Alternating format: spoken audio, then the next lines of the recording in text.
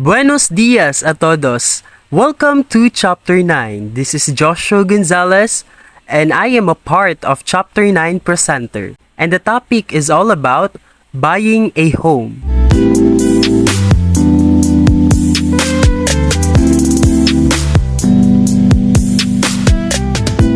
Buying a home is a significant life event, and it's essential to have a comprehensive understanding of the process. In Chapter 9, we delve into the intricate world of residential real estate. We'll be recovering various aspects, including types of residential structures, ownership models, lender evaluation, mortgage affordability, buyer's inspection checklist, and the impact of economic factors on the housing market. In Chapter 9, I am specifically assigned a 9.1 Identify the Product and the Market. In the quest to buy a home, it's crucial to identify the product and the market. You will encounter various building structures such as a single-family homes, condominiums, and apartments. Additionally, ownership structures may vary from outright ownership to co-ownership or leasing.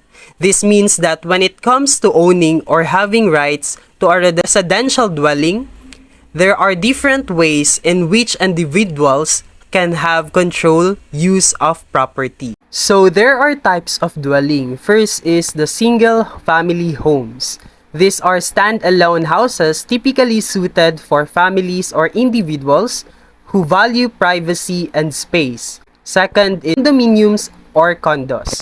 Condos are individual units within a larger building or complex. They are often chosen by professionals or retirees looking for convenience and reduced maintenance. Third is townhouses. Townhouses are typically multi-level homes that are share walls with neighboring units. There are a balance between a privacy of a single-family home and the convenience of a condo. And lastly is apartments. Apartments are often chosen by young professionals or students who prefer renting or owning within a multi-unit building. So before we proceed to our proper discussion, here are our learning objectives. At the end of the lesson, students should be able to describe the different building structures for residential dwellings, describe the different ownership structures for residential dwellings. Third is identify the factors used by lenders to evaluate borrowers for mortgage credit. Fourth, identify the components of the mortgage affordability calculation and calculate estimated mortgage affordability. Fifth, identify the components of the buyer's inspection checklist. Sixth, explain the potential effects of the business cycles, unemployment, and inflation on the housing market. And lastly is analyze the effects of the demand for housing financing on the housing market. So first is renting a home. Renting a home is an alternative to buying. It offers flexibility and requires less financial commitment upfront. A renter is usually required to give a security deposit. If the deposit is not used, it is returned to the departing tenants without interest earned.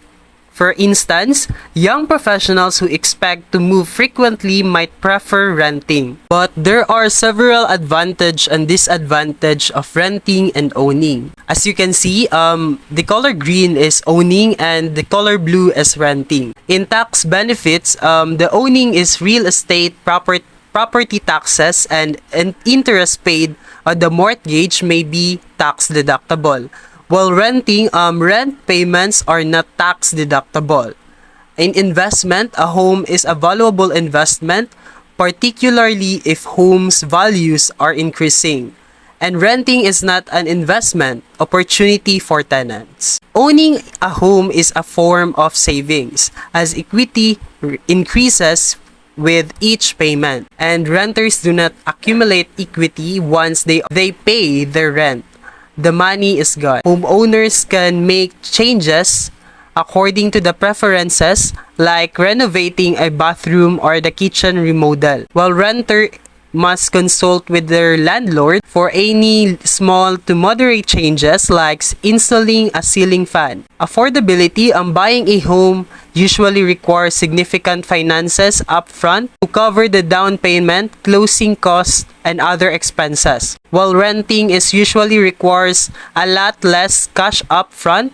However, long-term may cost more if rent is higher than mortgage payment. Maintenance and repairs are the homeowner's responsibility and can expensive and time-consuming, while in the renting is maintenance is the landlord's responsibility.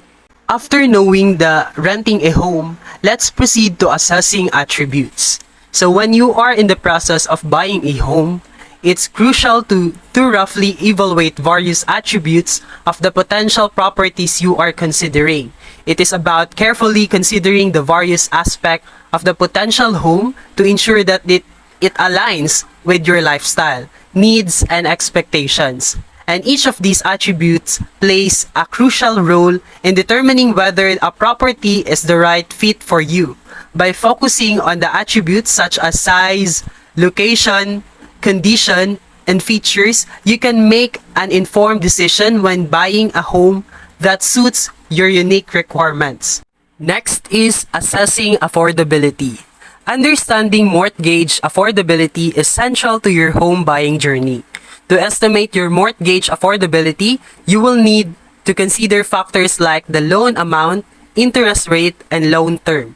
For example, James, a potential home buyer, calculates his affordability by factoring his monthly income, existing debts, and expected interest rates to understand how much he can comfortably spend on a mortgage. So through this, James helps narrow down his options and find a home that aligns his financial situation and goals. So next is searching for a home. Before finalizing a home purchase, it's vital to conduct a thorough inspection. A buyer's inspection checklist helps you evaluate the property's condition. Items on the checklist may include assessing structural integrity, inspecting electrical systems, and examining plumbing. For example, a family like Maria and David, for instance, may use online real estate platforms and collaborate with an agent to search for a 3-bedroom home with a backyard that fits their specific needs. So these steps help them to find a home that meets their specific needs and aligns with their financial capabilities, ensuring a successful and satisfying home buying experience. Lastly, identifying the market. This understanding the housing market is crucial because it affects property prices and mortgage rates. Markets can vary by location and time, with shifts in supply and demand. So the housing market doesn't operate in isolation. It's influenced by the broader economic factors. Business cycles, unemployment rates, and inflation can have a significant impact on the housing market. So understanding these connections is essential for making informed home buying decisions. For example, in Mark and Lisa researched the housing market in their city and discovered that it's seller's market with high demand and limited inventory, which impacts their strategy negotiations when buying a home, So understanding these connections allow them to make informed decisions and negotiate with confidence, ensuring a smoother home buying process in a dynamic real estate environment. That's all, thank you. Good day everyone, I am Mendes Christine Jane and I am going to report the 9.2 Identify the Financing. So here is our learning objectives. Just as your house may be your most significant purchase, your mortgage may be your most significant debt. The principal may be many times 1 year's disposable income and may need to be paid over 15 or 30 years. The house secures the loan, so if you default or miss payments, the lender may foreclose on your house or claim ownership of the property, evict you, and resell the house to recover what you owed. You may lose not only your house, but also your home. Here are some companies sell mortgage. They profit by lending and competing for borrowers. It makes sense to shop around for a mortgage, as rates and terms may vary widely. The internet has made it easy to compare. A quick search for mortgage rates yields many websites that provide national and state averages. lenders in your area, comparable rates and terms, and free mortgage calculators. The size of the down payment does not affect the price of the house, but it can affect the cost of the financing. For a certain house price, the larger the down payment, the smaller the mortgage, and all things being equal, the lower the monthly payments. An example of a 30-year mortgage is shown in figure 9.9. Usually, if the down payment is less than 20% of the property sale price, the borrower has to pay for the private mortgage insurance, which insures the lender against the cost of default. A larger down payment eliminates this expense for the borrower. The interest rate and the maturity determine the monthly payment amount. With a fixed rate mortgage, the interest rate remains the same over the entire maturity of the mortgage, and so does the monthly payment. Conventional mortgage are fixed rate mortgage for 30, 20, or 15 years. A mortgage is a 30-year fixed rate mortgage. Only year 1 is shown, but the spreadsheet extends to show the amortization over the term of the mortgage. In the early years of the mortgage, your payments are mostly interest, while in the last years, they are mostly principal. It is important to distinguish between them because the mortgage interest is tax deductible. The tax benefit is greater than the earlier years of the mortgage, when the interest expense is larger. Mortgage factors for 20, 30, and 15-year mortgage are shown in Figure 9.11. The monthly payment can be calculated as, so far the discussion has focused on fixed rate mortgage, that is mortgage with fixed or constant interest rates, and therefore payments until maturity. In other words, instead of paying off mortgage, your payment may actually increase your debt, and you should end up owing more money than you borrowed, even though you make all your required payment on time. This is called negative amortization. You should make sure you know if your ARM mortgage is this type of loan. You can voluntarily increase your monthly payment amount to avoid the negative effect of payment cap. There are mortgages that combines fixed and variable rates. For example, offering a fixed rate for a specified period of time and then an adjustable rate.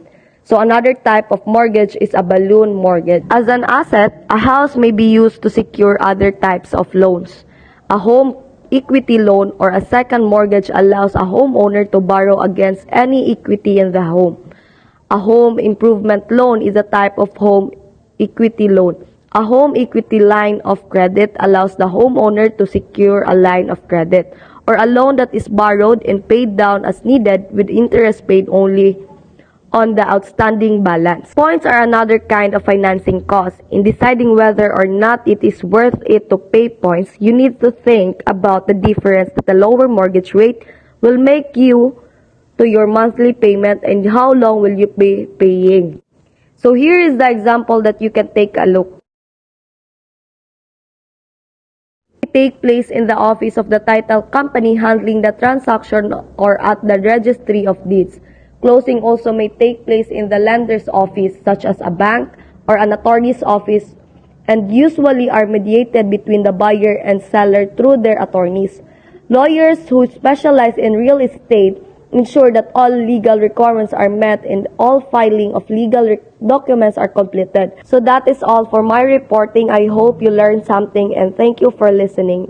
Good day everyone. Today I am going to discuss the 9.3 titled Purchasing and Owning Your Own Home and the topics purchasing process, capital expenditures, early payment, refinancing, and default, foreclosure, and fraud. But let us have first the learning objectives. Learning objectives. First, identify the components of a purchase and sale agreement. Second, explain the importance of a capital budget in determining capital spending priorities.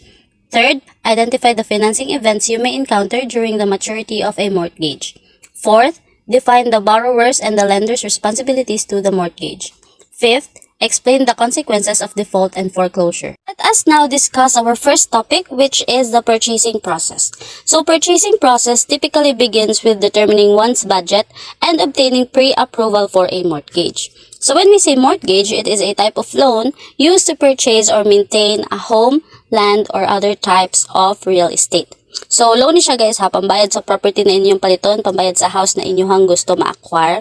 So moving on, once a suitable property is identified, negotiations ensue, leading to an offer and acceptance. And if your offer is accepted, syempre, you and the seller will sign a formal agreement called a purchase and sale agreement specifying the terms of the sale.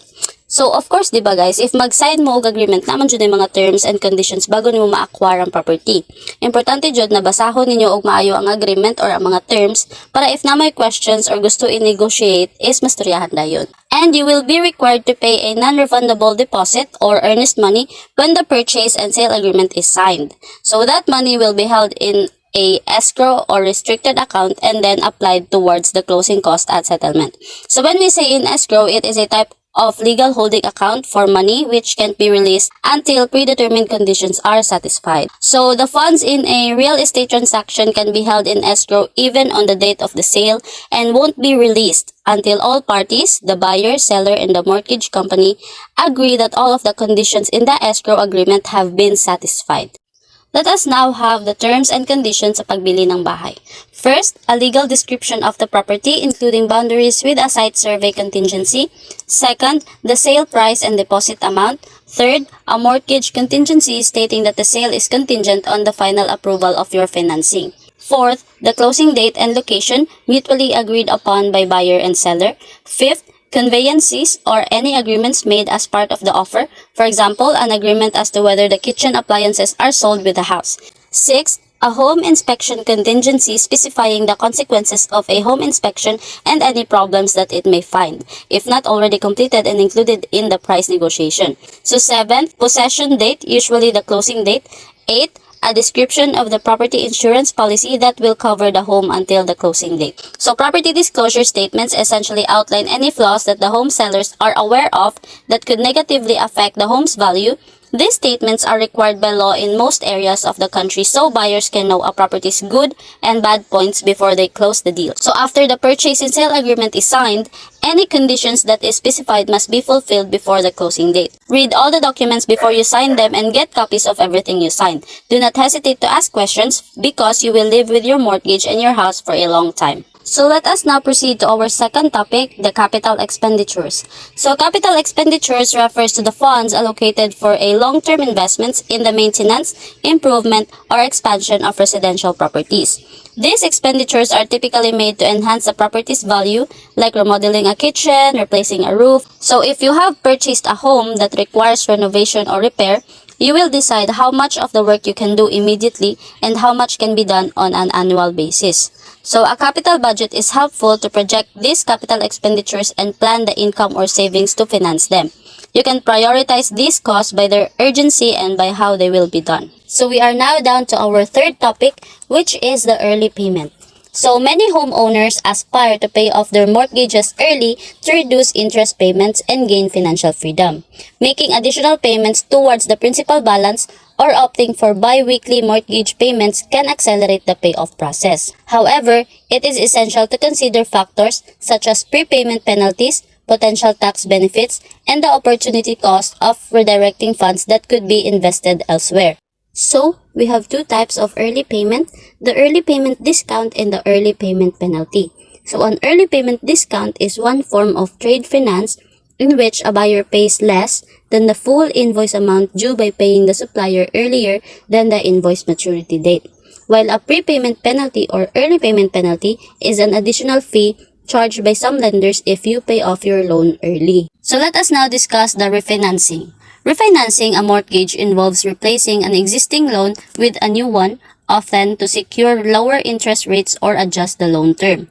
So the goal of refinancing is to reduce monthly payments, obtain a lower interest rate, or alter the duration of the loan. So it is valuable to refinance if the mortgage rate will be so much lower that your monthly payment will be substantially reduced. That in turn depends on the size of your mortgage balance. So for example, an individual who initially obtained a mortgage with a 30-year term at a 6% interest rate might consider refinancing a few years later when interest rates drop to 4%. By doing so, they could potentially save huge money over the life of the loan. So let us now proceed with our last topic, which is default, foreclosure, and fraud. So default from a financial standpoint refers to the failure of a borrower to fulfill their contractual obligations, such as repaying a loan or meeting agreed upon terms. The consequences of default can be severe and have far-reaching implications for both borrowers and lenders. It can result in legal actions including foreclosure. So foreclosure is a legal process initiated by a lender when a borrower defaults on their mortgage payments, leading to the seizure and sale of the property used as collateral. So let's say, for example, if you have a change of circumstances like you lose your job in an economic downturn or you have unexpected health care costs in your family, you may find that you are unable to meet your mortgage obligations as planned to make the payments. So a mortgage is secured by the property it financed. If you miss payments and default on your mortgage, the lender has recourse to foreclose on your property to evict you and take possession of your home, and then to sell it or lease it to recover its investments. While fraud in the context of finance occurs when an individual or entity intentionally deceives another party to gain an unfair advantage or financial benefit. This can manifest in various forms such as identity theft, mortgage fraud, securities fraud, or insurance fraud. So mortgage fraud, for instance, involves misrepresenting or omitting crucial information on a mortgage application, often with the aim of securing a loan under false pretenses. Just as your lender has a legal obligation to be forthcoming and clear with you, you have an obligation to be truthful. If you have misrepresented or omitted facts on your mortgage application, you can be held liable for mortgage fraud. For example, if you have overstated your income, misled the lender about your employment or your intention to live in the house, or have understated your debts, you may be prosecuted for mortgage fraud, intentional misrepresentation or omission of facts perpetrated by a borrower in the process of obtaining mortgage financing. So that is all for my report. Thank you and have a good day.